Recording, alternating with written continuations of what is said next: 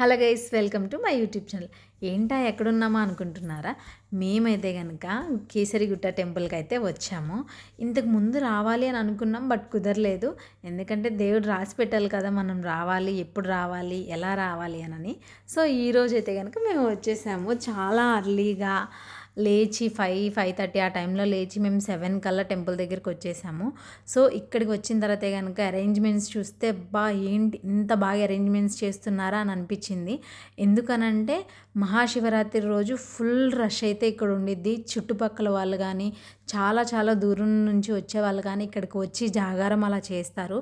So అందుకని మన గుడి పెద్దలు మళ్ళీ మన పోలీస్ సిబ్బంది వాళ్ళైతే కనుక ప్రజలకి ఎలాంటి అసౌకర్యాలు కలగకూడదని చెప్పేసానని క్యూలు సెట్ చేశారు. అండ్ ఎవ్వరికి ఎలాంటి అసౌకర్యం కలగకుండా ఉండాలని వాటర్ సప్లై కానీ టెంపుల్లో క్యూస్ దారిలో కూడా అన్నీ చాలా బాగా సెట్ చేశారు.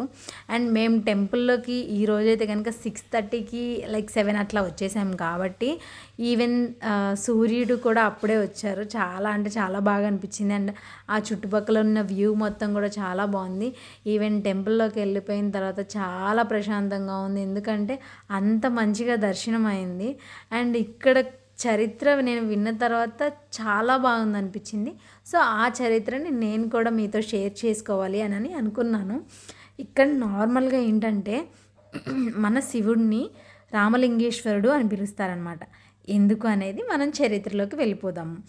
ఇక్కడ రావణుడిని చంపిన పాపానికి ప్రాయశ్చిత్తం కోసం శ్రీరాముడు ఈ ప్రాంతంలో శివలింగాన్ని ఏర్పాటు చేశాడని పురాణ కథలు చెప్తున్నాయి. దీనికోసం కొండలు పచ్చదనం చుట్టూ ఉన్న ఈ అందమైన లోయను ఎంచుకొని వారణాసి నుండి శివలింగాన్ని తీసుకురావాలని హనుమంతుడికి చెప్పారు మన శ్రీరాములు వారు.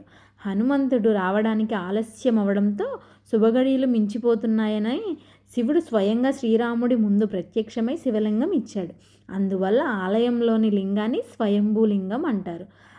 అలా శ్రీరాముడు ప్రతిష్ఠించినందువల్ల ఈ దేవుణ్ణి రామలింగేశ్వర స్వామి అని పిలుస్తారు.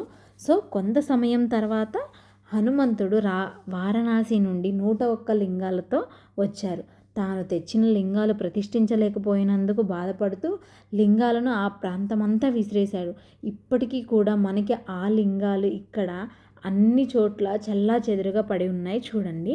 అండ్ హనుమంతుని బాధ చూసిన రాముడు ఆలయంలో జరిగే పూజల్లో తనకు ప్రాధాన్యత ఇస్తానని మాటిచ్చాడు. అలా లింగం ప్రతిష్ఠించిన కొండను కేసరిగిరి అంటే కేసరి కుమారుడు హనుమంతుడు అని అన్నారు. కాలక్రమేణా ఈ పదం రూపాంతరం చెందుతూ కేసరిగుట్టగా మారిందనమాట. అదే మన ఈ కేసరిగుట్ట చరిత్ర. ఇలా మా దర్శనం అయితే కనుక అయిపోయింది. చాలా అంటే చాలా అన్ఎక్స్పెక్టెడ్గా అండ్ నాకు చాలా బాగా అనిపించింది. సో వీడియో నచ్చితే కనుక లైక్, షేర్, సబ్స్క్రైబ్. బాయ్.